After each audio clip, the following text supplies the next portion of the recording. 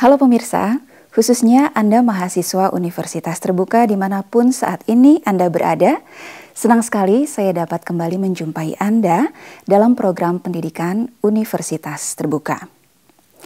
Saudara, pada pertemuan kali ini saya akan menghadirkan pembahasan dari mata kuliah Komunikasi Organisasi dengan kode Eskom 4329.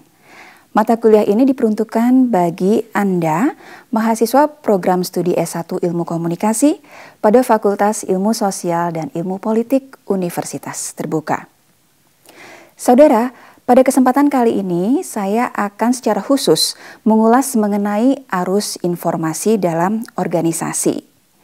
Nah, sebelum mengulas lebih jauh lagi topik kali ini, saya ingin memastikan dulu bahwa Anda memang sudah memahami apa yang dimaksud dengan komunikasi organisasi. Ya, komunikasi organisasi adalah komunikasi yang terjadi di dalam sebuah organisasi, baik itu antara mereka yang berada di dalam organisasi tersebut maupun antara organisasi dengan pihak luar. Nah, berdasarkan definisi tersebut, maka arus komunikasi di dalam organisasi ini bisa kita bedakan menjadi dua, yaitu komunikasi internal dan komunikasi eksternal. Kita samakan persepsi kita terlebih dahulu mengenai apa yang dimaksud dengan komunikasi internal atau arus komunikasi internal. Jadi arus komunikasi internal adalah komunikasi yang terjadi di antara mereka yang berada dalam organisasi tersebut.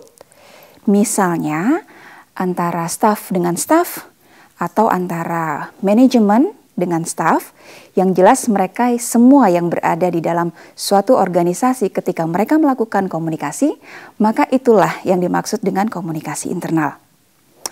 Nah, berikutnya Anda juga harus paham dengan apa yang dimaksud komunikasi eksternal. Berbeda dengan komunikasi internal, maka komunikasi eksternal ini adalah komunikasi yang terjadi antara pihak organisasi dengan publik yang berada di luar organisasi.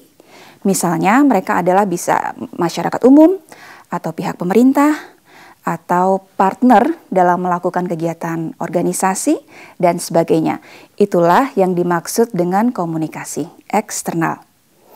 Baik, untuk berikutnya kita akan ulas lebih dalam lagi mengenai komunikasi internal. Di dalam komunikasi organisasi, untuk komunikasi internal ini bisa kita bedakan menjadi 5 jenis. Yang pertama adalah downward communication atau komunikasi dari atas ke bawah. Kemudian ada horizontal communication, yaitu komunikasi yang terjadi pada taraf yang sama. Kemudian kita juga mengenal adanya upward communication, yaitu komunikasi yang terjadi antara bawahan dengan pihak atasan atau pihak manajemen. Kemudian kita juga mengenal cross-channel communication. Cross-channel communication adalah komunikasi yang terjadi pada pihak-pihak yang berada pada level yang berbeda atau pada divisi yang berbeda. Kemudian yang terakhir adalah grapevine. Grapevine ini bisa diartikan sebagai komunikasi tidak formal yang terjadi di suatu organisasi. Baik pemirsa, kita akan bahas secara lebih detail lagi masing-masing dari kelima tipe komunikasi internal ini. Yang pertama tadi adalah downward communication. Sudah saya sampaikan bahwa downward communication ini adalah komunikasi yang terjadi antara pihak manajemen, pihak atasan kepada staf atau kepada pihak bawahan. Apa sajakah materi yang biasanya dikomunikasikan pada jenis downward communication ini? Yang pertama adalah informasi tentang bagaimana melakukan suatu pekerjaan. Jadi pihak pimpinan pastinya akan menginformasikan ketika ia memberikan tugas kepada bawahan, bagaimanakah si staf ini harus melakukan tugas tersebut, maka itu akan disampaikan oleh pimpinan kepada stafnya. Kemudian yang kedua adalah informasi tentang dasar pemikiran untuk melakukan pekerjaan. Memang seorang pimpinan punya hak untuk memberikan tugas kepada bawahannya, tapi staf juga harus tahu apa sebenarnya yang menjadi dasar dari atasan memberikan pekerjaan tersebut. Memastikan bahwa yang ditugaskan itu adalah memang job description-nya sudah jelas bahwa itu adalah tugas staf yang bersangkutan. Yang berikutnya adalah informasi tentang kebijakan dari praktik-praktik organisasi. Kita tahu bahwa setiap organisasi pasti berkembang, pasti akan selalu ada kebijakan yang didasarkan pada perubahan yang terjadi baik pada organisasi maupun faktor di luar organisasi. Nah, apapun kebijakan yang mungkin itu adalah baru dilahirkan oleh organisasi tersebut, maka kebijakan tersebut harus diinformasikan kepada staf atau kepada bawahan. Inilah materi yang akan dikomunikasikan oleh pihak manajemen atau pihak pimpinan kepada stafnya.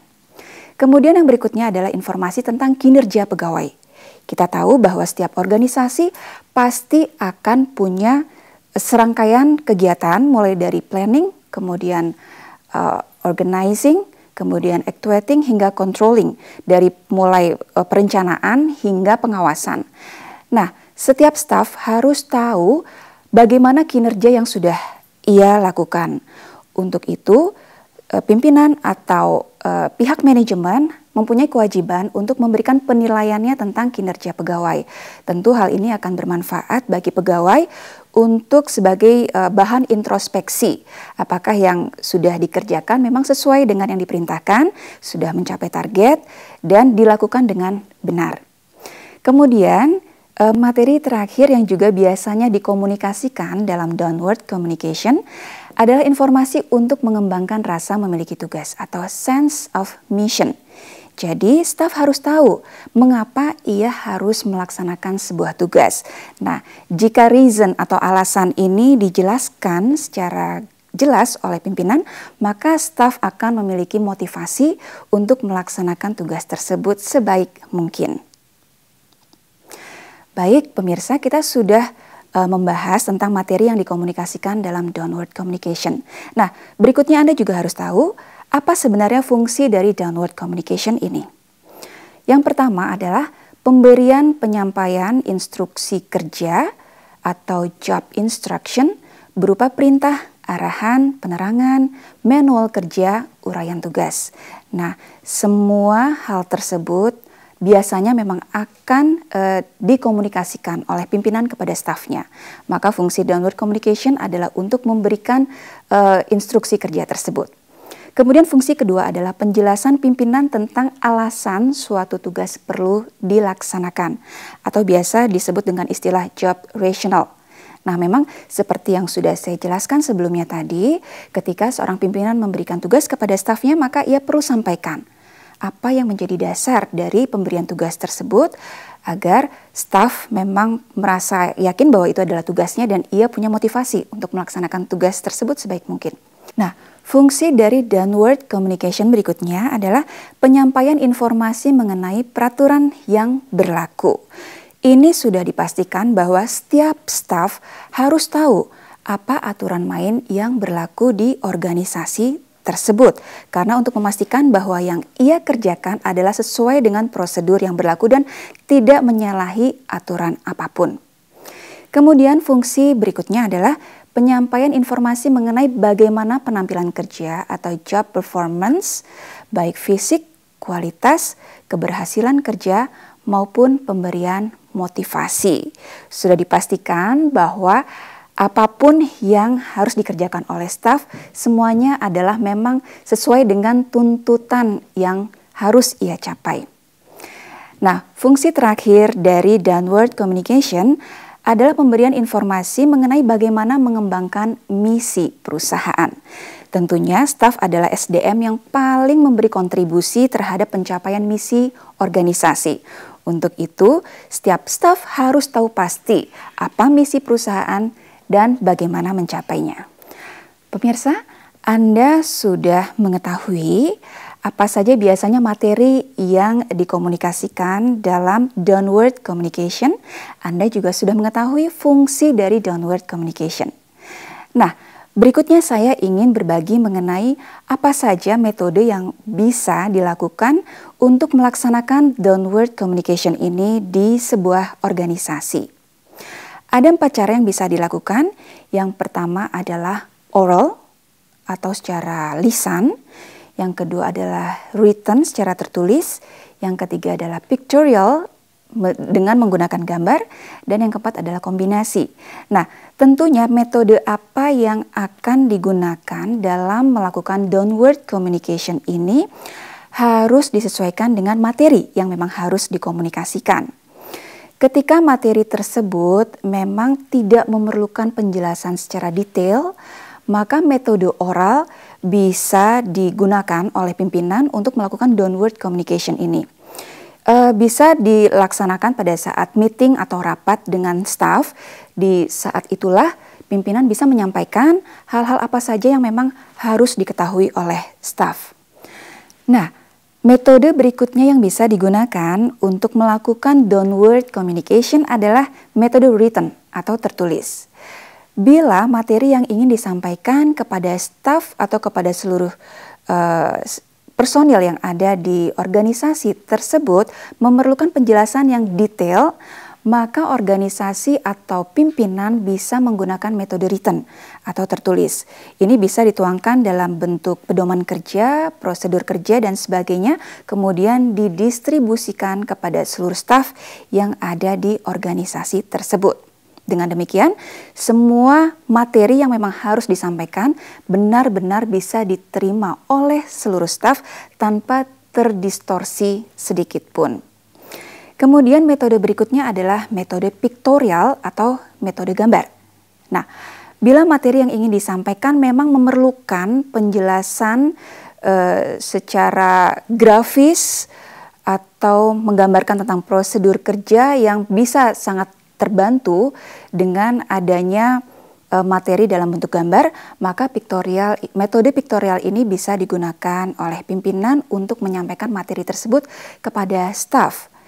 Nah, metode yang keempat dalam melakukan downward communication ini, seorang pimpinan atau pihak manajemen bisa menggunakan metode kombinasi, yaitu menggabungkan berbagai cara seperti yang sudah saya jelaskan sebelumnya. Apakah menggunakan metode lisan atau oral, bisa juga dipadukan dengan metode written atau tertulis, dan juga dikombinasikan lagi dengan metode pictorial atau gambar. Jadi pemirsa, berbagai kombinasi dari metode-metode downward communication ini bisa saja digunakan oleh seorang pimpinan untuk menyampaikan materi yang perlu disampaikan kepada staf atau semua pihak yang ada di dalam organisasi tersebut. Namun, yang perlu dipertimbangkan adalah 2 hal penting. Yang pertama, cara mana yang dianggap paling efektif untuk atasan melakukan komunikasi, karena seorang atasan biasanya akan paham sekali bagaimana karakter stafnya, apakah memang mereka punya kecenderungan untuk diberikan arahan secara lisan, atau memang cara yang paling efektif adalah cara tertulis, atau dengan mengkombinasikan semua metode. Itu yang paling tahu adalah pimpinan. Pimpinan harus tahu cara mana yang paling efektif agar pesan yang ingin disampaikan benar-benar bisa diterima oleh staf dengan baik. Dan poin kedua, poin penting lainnya adalah cara mana yang paling sering digunakan. Seperti juga yang sudah saya jelaskan tadi, biasanya dalam suatu organisasi mereka punya kebiasaan tertentu yang itu sudah jadi kesepakatan bersama. Maka diharapkan pimpinan tidak kaku dalam menentukan metode apa yang akan digunakan. Bila memang ada cara yang paling sering digunakan dan itu adalah efektif, maka seorang pimpinan bisa saja melakukan metode tersebut. Baik pemirsa, kita sudah membahas banyak hal yang berkaitan dengan downward communication. Berikutnya saya akan ulas mengenai upward communication. Anda masih ingat apa yang dimaksud dengan upward communication? Ya, upward communication adalah arus informasi yang terjadi antara pihak bawahan kepada pihak atasan atau dari staf kepada pihak manajemen. Nah, apa saja yang menjadi fungsi dari upward communication ini? Yang pertama, fungsi upward communication adalah penyampaian informasi mengenai pekerjaan ataupun tugas yang sudah dilaksanakan. Jadi ketika seorang staf sudah menyelesaikan tugas yang diberikan oleh pimpinan, ia harus menginformasikan bahwa tugas tersebut sudah selesai dilaksanakan. Inilah fungsi dari upward communication. Kemudian fungsi berikutnya adalah penyampaian informasi mengenai persoalan-persoalan pekerjaan ataupun tugas yang tidak dapat diselesaikan. Saudara, tentu kita sudah sama-sama paham bahwa ketika seorang pimpinan memberikan tugas kepada stafnya, maka yang diharapkan adalah tugas tersebut dapat dilaksanakan dan diselesaikan oleh staf dengan sebaik mungkin sesuai dengan prosedur yang telah ditetapkan. Namun ada kalanya tugas tertentu tidak bisa diselesaikan oleh staf, ia akan mengalami kendala-kendala tertentu. Faktornya bisa banyak sekali.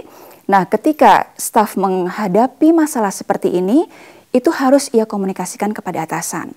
Karena atasan punya harapan, punya deadline, di mana staf harus menyelesaikan suatu tugas, tapi ketika tugas tersebut ternyata tidak dapat dilaksanakan, maka staf harus menyampaikan kepada atasan agar apa? Agar pimpinan tahu bahwa dalam menyelesaikan tugas tertentu ternyata mengalami kendala-kendala apapun, dan mungkin ia bisa memberikan masukan, memberikan jalan keluar bagaimana mengatasi masalah yang terjadi agar tugas tersebut tetap bisa diselesaikan. Nah, fungsi berikutnya dari upward communication adalah penyampaian saran-saran perbaikan dari bawahan. Saudara, bisa dipastikan bahwa orang-orang yang melakukan kegiatan operasional adalah staf yang ada di bawah. Ia yang akan tahu benar bagaimana kondisi di lapangan. Nah, tentunya mereka yang ada di lapangan ini tahu pasti kondisi yang memang benar-benar terjadi di organisasi tersebut. Ia akan memiliki banyak sekali saran perbaikan untuk perbaikan kinerja organisasi. Nah, upward communication ini salah satunya mempunyai fungsi untuk seorang staf menyampaikan saran-saran perbaikan kepada pimpinan agar kinerja organisasi bisa menjadi lebih baik lagi. Itulah fungsi-fungsi dari upward communication. Nah, pemirsa, Anda sudah mengetahui apa saja yang menjadi fungsi dari upward communication. Berikutnya saya akan jelaskan mengenai nilai penting upward communication. Memang banyak yang mengatakan bahwa upward communication ini adalah jenis komunikasi yang paling sulit dilaksanakan di sebuah organisasi. Maka nilai pentingnya adalah yang pertama, menyediakan informasi untuk pengambilan keputusan bagi pimpinan organisasi atau supervisor, karena ia akan menerima banyak feedback dari stafnya. Kemudian yang kedua adalah memungkinkan supervisor mengetahui apakah bawahannya siap mendapatkan informasi dari atasan. Sekali lagi ini merupakan feedback yang akan diberikan oleh staf kepada pihak atasan untuk memastikan apa yang akan dilakukan berikutnya. Yang ketiga adalah memungkinkan supervisor mengetahui apa yang mengganggu kegiatan organisasi. Nah, yang berikutnya adalah atau yang keempat, membudayakan penghargaan dan loyalitas terhadap organisasi dengan memberikan kesempatan kepada bawahan untuk mengajukan pertanyaan, saran, ide, dan sebagainya kepada pimpinan atau kepada pihak manajemen yang nantinya akan bermuara kepada perbaikan kinerja organisasi. Nah, fungsi kelima dari atau arti penting ya dari upward communication ini adalah untuk membantu supervisor mengetahui apakah bawahan juga dapat melaksanakan fungsi upward communication ini. Karena bagaimanapun juga biasanya staf itu memiliki rasa enggan untuk berkomunikasi dengan atasannya. Nah, dari feedback yang diberikan oleh staf kepada atasan, maka atasan akan mengetahui apakah upward communication di organisasinya itu memang berjalan dengan baik atau tidak. Kemudian nilai penting yang keenam atau yang terakhir adalah membantu bawahan mengatasi permasalahan pekerjaannya dan memperkuat kemampuan dalam bekerja. Karena setiap permasalahan yang dihadapi akan ia sampaikan kepada atasan dan diharapkan atasan bisa membantu menyelesaikan masalah tersebut sehingga akan memperkuat skill atau kemampuan dari staf untuk menyelesaikan pekerjaannya.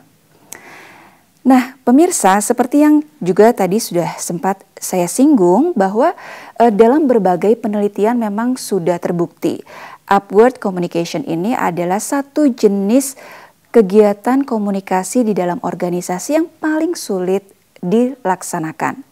Mengapa? Karena ternyata ada beberapa alasan. Alasan pertama adalah kecenderungan pekerja untuk menyimpan pikirannya, karena ada rasa enggan seperti yang sudah saya sampaikan tadi bahwa jika ia menyampaikan keluh kesah atau mengkritik atasan, maka ini akan mempengaruhi penilaian atasan kepada staf yang bersangkutan. Ia takut bahwa jika ia terlalu kritis maka akan membahayakan posisinya sebagai staf. Kemungkinan ia bisa saja dinilai sebagai staf yang negatif. Kemudian yang berikutnya adalah perasaan pekerja atasannya tidak tertarik atas permasalahannya.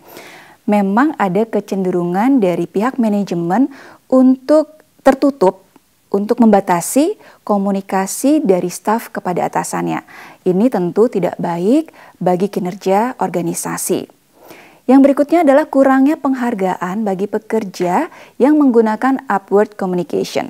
Sekali lagi, ini semuanya sangat tergantung pada pihak manajemen atau pihak atasan. Apakah ia memang dengan sukarela membuka diri seluas mungkin bagi staf untuk bisa berkomunikasi dengannya? Apakah ia akan berbesar hati untuk menerima semua kritik yang datang dari staf? Dan apakah ia mau menerima semua masukan yang diberikan oleh staf? Maka kuncinya memang ada di pihak pimpinan atau pihak manajemen.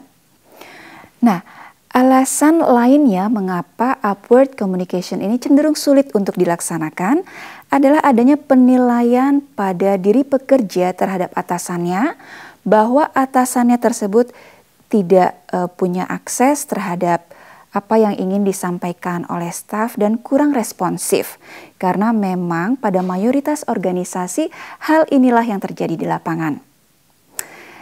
Nah, baik pemirsa, Anda sudah mengetahui ya bahwa ternyata upward communication adalah salah satu jenis arus informasi atau arus komunikasi yang paling sulit dilaksanakan di sebuah organisasi. Untuk mengatasi hal tersebut, Plenty and McIver, keduanya adalah ahli dari bidang komunikasi organisasi, menyampaikan adanya 7 pedoman prinsip upward communication agar upward communication ini bisa dilaksanakan dengan baik di suatu organisasi. Yang pertama, upward communication ini harus dirahasiakan meski sebenarnya sifatnya belum tentu rahasia. Jadi karena tadi ada kecenderungan dari pihak staf untuk enggan menyampaikan kritikan, saran, masukan kepada pihak manajemen atau pihak organisasi, maka sebaiknya upward communication ini memang dirahasiakan. Kemudian yang kedua adalah dilakukan secara berkesinambungan. Seperti yang sudah saya sampaikan tadi bahwa biasanya dari pihak pimpinan ini dibutuhkan komitmen yang sangat besar untuk mau membuka diri, membuka komunikasi dengan staf, maka sebaiknya upward communication ini memang dilaksanakan secara berkesinambungan. Kemudian yang berikutnya adalah menggunakan saluran yang rutin. Jadi jika memang di sebuah organisasi itu sudah ada saluran komunikasi yang biasa dilakukan, baik itu melalui rapat secara rutin ataupun berbagai media yang memang disediakan untuk media berkomunikasi di antara seluruh pihak yang ada di organisasi tersebut, maka sebaiknya media-media ini memang digunakan secara maksimal sebagai saluran untuk berkomunikasi, khususnya pada jalur komunikasi upward communication. Pemirsa, prinsip berikutnya yang bisa dilakukan untuk memaksimalkan upward communication ini adalah menekankan pada sensitivitas dan penerimaan dalam menanggapi ide bawahan. Jadi sekali lagi ini kuncinya terletak pada pihak manajemen atau pihak atasan, bagaimana ia memang bersedia membuka diri untuk menerima semua komunikasi yang disampaikan oleh stafnya. Yang berikutnya adalah melibatkan proses mendengar yang objektif. Jadi seorang manajer atau pihak manajemen atau pihak pimpinan, ketika ia membuka diri untuk berkomunikasi dengan staf, maka ia benar-benar harus memfungsikan kemampuan mendengar yang objektif. Prinsip berikutnya untuk memaksimalkan upward communication ini adalah melibatkan tindakan respon terhadap masalah. Jadi biasanya ketika staf berkomunikasi dengan pimpinan, ia sampaikan masalah yang ia hadapi, maka pimpinan harus responsif terhadap masalah yang disampaikan, ia harus berempati dan bisa memberikan solusi terhadap masalah yang disampaikan oleh stafnya. Dan yang terakhir adalah menggunakan berbagai macam media dan metode. Kita tahu bahwa sekarang ini media sosial banyak sekali digunakan oleh berbagai organisasi untuk melancarkan komunikasi pada organisasinya. Nah, tidak ada salahnya bahwa setiap organisasi juga memanfaatkan berbagai media sosial yang ada di sekitar kita untuk melancarkan arus-arus komunikasi yang terjadi, khususnya adalah untuk upward communication agar staf tidak lagi merasa enggan untuk berkomunikasi dengan pimpinannya. Nah pemirsa, khususnya Anda mahasiswa Universitas Terbuka dimanapun Anda berada, demikianlah akhir dari perjumpaan kita kali ini yang membahas mengenai arus komunikasi organisasi yang merupakan materi dari mata kuliah Komunikasi Organisasi dengan kode Eskom 4329. Saya harapkan apa yang sudah saya sampaikan tadi bermanfaat bagi Anda dan jangan lewatkan pertemuan kita mendatang. Selamat belajar, sukses selalu menyertai Anda.